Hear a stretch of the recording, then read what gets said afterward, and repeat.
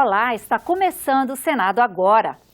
O Instituto de Pesquisa Econômica Aplicada divulgou nesta quarta-feira uma nova análise de dados da Pesquisa Nacional por Amostra de Domicílios, o PNAD 2014.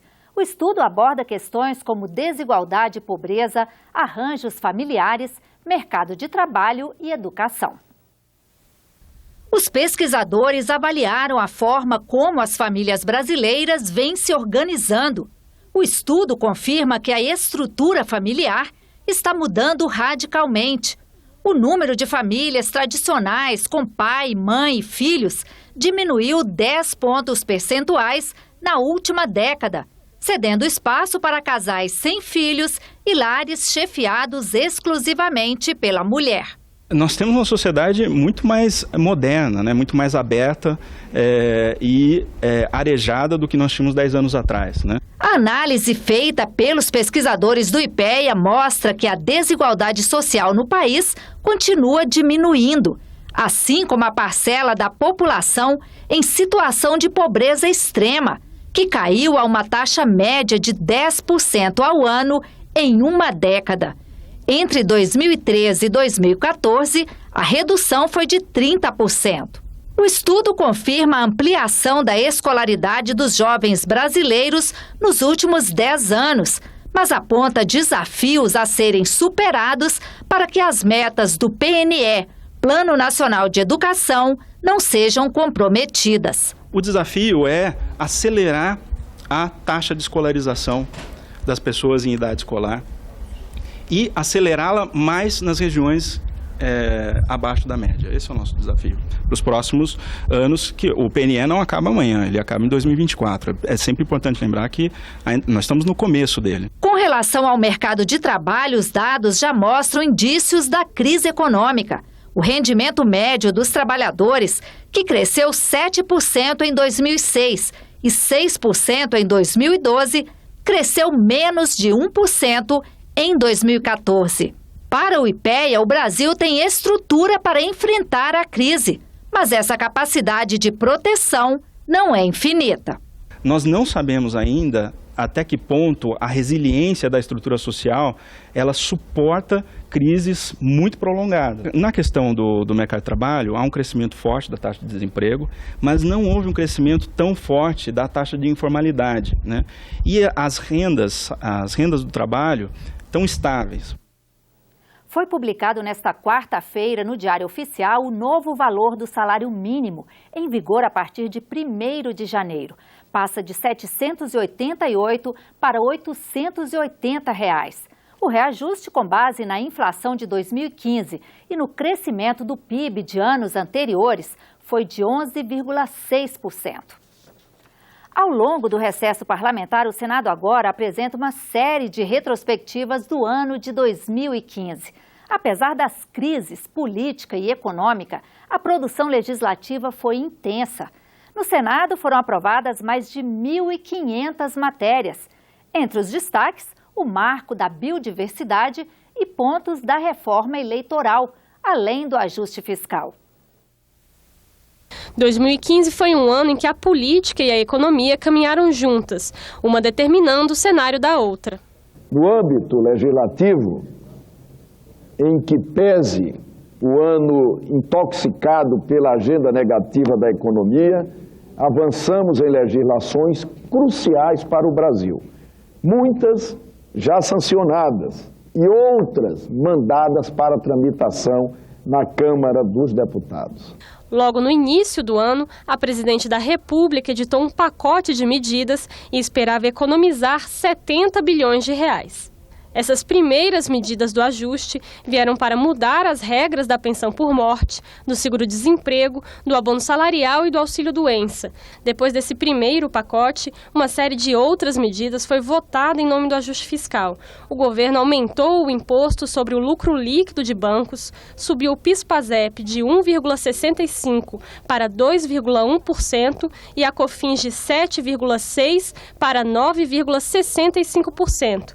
O governo também reonerou a folha de pagamento de alguns setores da indústria. E para proteger os trabalhadores do arroxo, aprovou o Plano de Proteção ao Emprego, que permite diminuir a jornada e o salário do trabalhador para que ele não seja demitido. O governo compensa as perdas salariais. A pauta econômica ocupou boa parte do trabalho dos senadores, mas não foi o único assunto do ano. Também passou pelo plenário a discussão de regras eleitorais, como o fim do financiamento das campanhas por empresas. Nós temos uma bela oportunidade de definitivamente, por fim, essa presença ilegal, inconstitucional e imoral, que é o envolvimento de empresários no financiamento de campanha. Nós aceitamos sim as contribuições que são feitas às campanhas eleitorais para mantermos a condição também, principalmente da oposição, de poder enfrentar uma máquina de governo que não tem projeto de governo, tem projeto de poder. Regras para a fusão de partidos.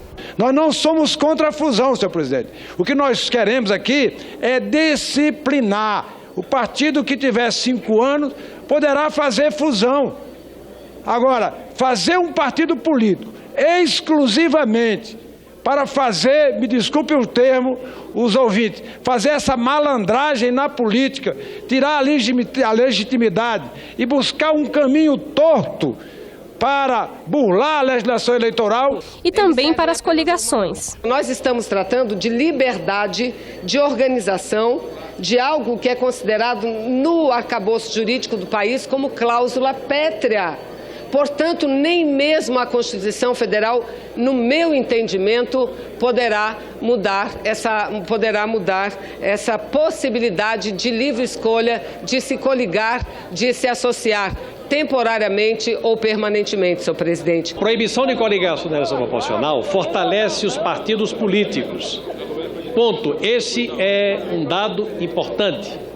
Você faz a chapa de um único partido, o eleitor vota nas ideias dos partidos e nos candidatos do partido e elege.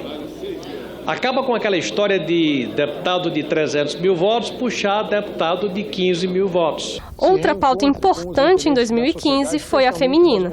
É um projeto de autoria do Executivo, portanto da presidenta Dilma, e que visa equiparar as nossas militares, equiparar o direito das nossas militares ao direito já concedido às servidoras públicas e às demais mulheres do país na iniciativa privada. Foi uma grande conquista poder aumentar a licença maternidade de 4 para 6 meses e não poderíamos ter ainda um dos setores da sociedade, uma das categorias, sem ter esse direito. Esta PEC é muito simples. Ela continua a dizer que a licença maternidade, senador Collor, é de 120 dias. Mas no caso de filhos prematuros, esse tempo só começa a contar a partir do momento que a mãe sai do hospital com seu filho, com seu bebê no colo. Foi em 2015 que os senadores regulamentaram os direitos trabalhistas das domésticas. O patrão agora tem uma guia única para pagar o INSS, o FGTS e o recolhimento para demissões sem justa causa. Outro assunto importante foi o marco da biodiversidade. Se o recurso da biodiversidade é um princípio ativo, em um remédio, em um óleo, um shampoo, contribuir para a formação do apelo mercadológico, a exploração econômica desse ativo deverá repartir benefícios. Toda essa discussão aconteceu entre fevereiro e dezembro, nas mais de 200 reuniões do plenário.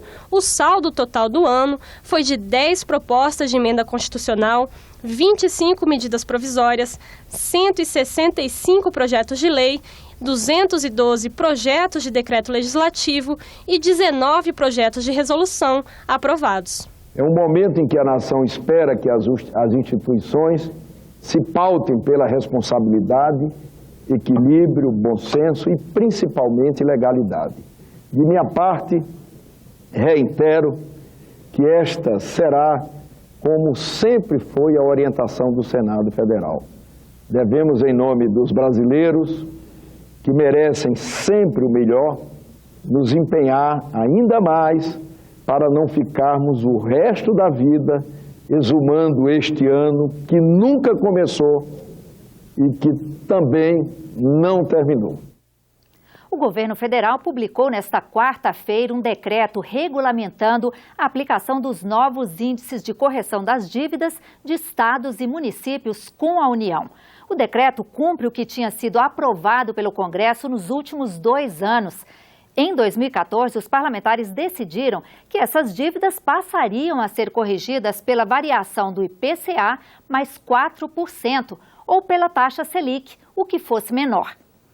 Em 2015, Câmara e Senado aprovaram uma lei complementar fixando para o próximo dia 31 de janeiro o prazo para que os contratos sejam renegociados. De acordo com o Ministério da Fazenda, devem ser afetados mais de 200 contratos de refinanciamento das dívidas de estados, Distrito Federal e municípios com a União, com redução do saldo devedor e das parcelas a serem pagas. O Senado Agora termina aqui. Obrigado pela audiência e continue com a nossa programação.